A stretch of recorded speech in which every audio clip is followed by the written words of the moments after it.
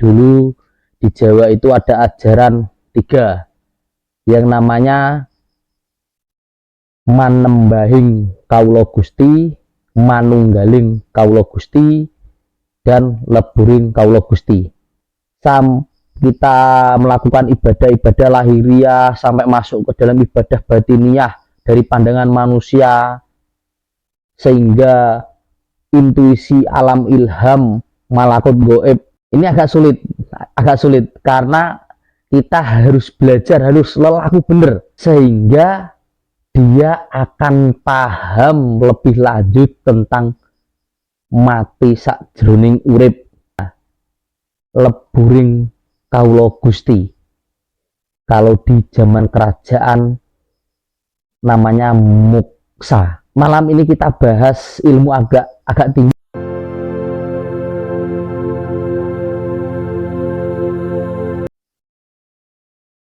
Bismillahirrahmanirrahim.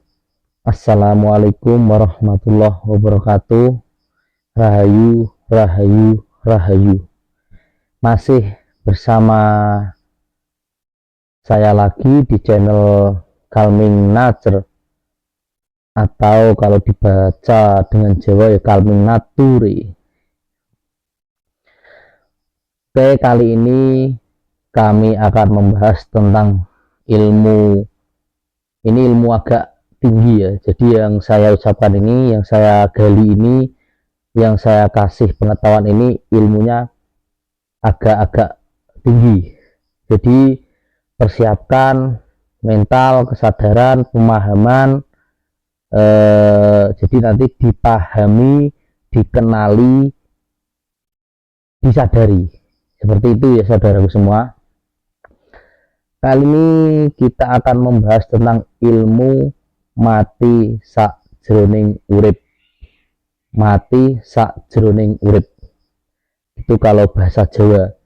Kalau bahasa Indonesia, mati di dalam hidup. Seperti itu. Jadi sebelum saya membahas tentang mati sakjroning urip, dulu di Jawa itu ada ajaran 3 yang namanya manembahing kawula Gusti, manunggaling kawula Gusti, dan leburing kawula Gusti. Itu ilmu Jawa di zaman dulu ada 3 itu tahapannya. Karena di tahap-tahap itu tergantung pencapaiannya murid masing-masing. Jadi ketika belajar orang itu masih sampai di tahap manembahing kawula Gusti, ya harus dituntaskan. Kawula manunggaling manembahing kawula Gusti itu harus dituntaskan dulu, baru lanjut ke manunggaling kawula Gusti. Kalau sudah tuntas baru leburing kawula Gusti atau moksa. Seperti itu. Jadi kita akan bahas tentang ilmu 3 tadi di zaman Jawa dulu. Manembahing kawula Gusti itu adalah syariat. Jadi ya puasa, ya zikir, seperti itu. Jadi sebelum kita menggali tentang kawula manunggaling Gusti, jiwa kita harus tatak di ilmu manembahing kawula Gusti dulu. Jadi kita digembleng pakai syariat, aturan-aturan yang kita harus lakukan. Entah itu nanti disuruh jalan ke sana ke sini, entah itu nanti disuruh ketemu A, ketemu B, ketemu C, nanti disuruh di sana menyendiri atau disuruh apa? Suruh puasa, disuruh puasa 40 hari, disuruh berzikir setiap malam, disuruh pakai amalan dan lain-lain. Itu kalau di zaman dulu namanya manembahing kawula Gusti. Seperti itu. Jadi kalau yang kawula manunggaling Gusti itu lebih dalam, karena itu berhubungan dengan hakikat, marifat. Jadi kawula manunggaling Gusti zaman dulu itu orang itu disuruh belajar tapa brata, atau yang sudah saya ajarkan, yang sudah saya bicarakan di video itu tentang meditasi, tentang semedi. tapa brata, samadhi, atau relaksasi. Kalau di Jawa ya bertapa atau berkulwat. Kulwat itu tapa brata, tetapi bukan berarti bertapa tidak makan dan tidak minum. Tetap makan dan minum, tetapi membatasi diri dari dunia luar. Contoh, biasanya kita itu banyak omong, kita kurangi. Ketika itu banyak keinginan, kita kurangi. Terus kita pengurangan, pembatasan diri itu kulwat. Kita melakukan ibadah-ibadah lahiriah sampai masuk ke dalam ibadah batiniah dari pandangan manusia, sehingga intuisi alam ilham malakut goib hadir, sampai pengetahuan-pengetahuan di dalam diri kita muncul dengan sendirinya. Itu murni hasil dari lelaku. Sehingga alam ilham itu ketika sudah datang di dalam diri kita melalui alam malakut tadi, Allah menurunkan pengetahuan-pengetahuan yang luar biasa sampai benar-benar ngerti tentang sejatining urip, sejatining rasa, kesejaten. Sampai seperti itu kalau di zaman dulu, bertapa itu. Zuhud itu juga dilakukan di zaman dulu. Kalau di zaman dulu namanya apapun yang kita lakukan itu dari Tuhan, dari Allah Subhanahu wa taala. Jadi kita melakukan apapun itu sudah kehendak Allah. Kita melakukan itu sudah kehendak Allah. Seperti itu. Zuhud itu apapun yang kita punya itu milik Allah. Sehingga kesadarannya dia penuh tentang kesudahan itu, kesadarannya dia penuh akan ciptaan Tuhan. Jadi apapun yang kita lakukan setiap hari, apapun yang kita miliki itu sudah milik Allah Subhanahu wa taala. Jadi kesadarannya penuh. Dia lebih sadar terus, lebih sadar terus. Di situ kalau di zaman dulu belajar kawula manunggaling Gusti, belajar hakikat marifat seperti itu. Ini agak sulit karena kita harus belajar, harus lelaku bener.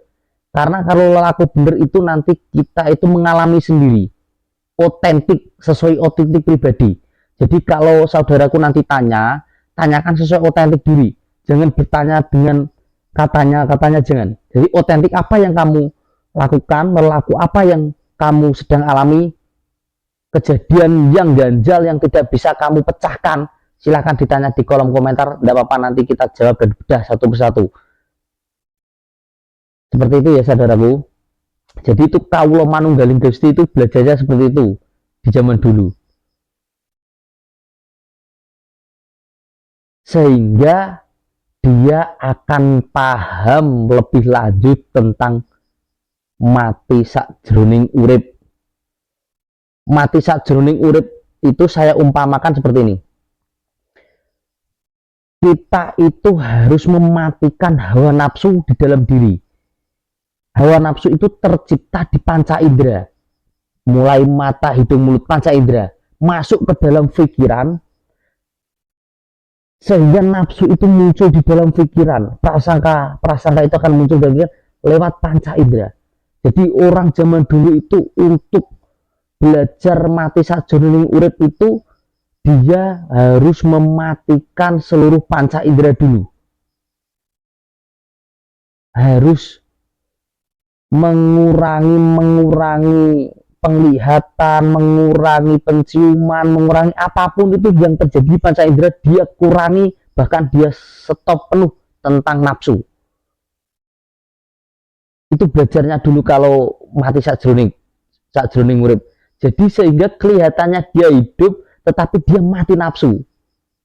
Karena dia mematikan sendiri. Di situ ada kejadian-kejadian yang luar biasa yang bahkan tidak bisa diceritakan di dalam video ini. Tahapan terakhir, leburing kawula Gusti.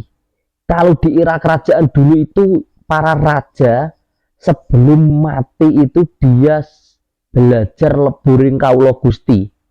Kenapa? Karena leburing kawula Gusti ya sudah lebur kawula dan Gusti, sehingga dia muksa. Bukan berarti muksa itu jasad hilang, tidak. Jasad kita itu tercipta dari api,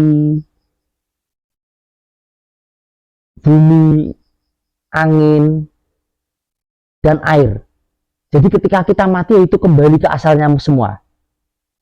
Ketika kita mati itu kembali ke asal muasalnya. Jadi daging kita itu tercipta dari itu.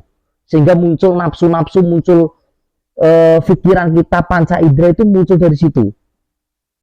Jadi untuk belajar mematikan nafsu, mematikan babakan hawa songo, atau mati sakjroning urip itu sangat susah.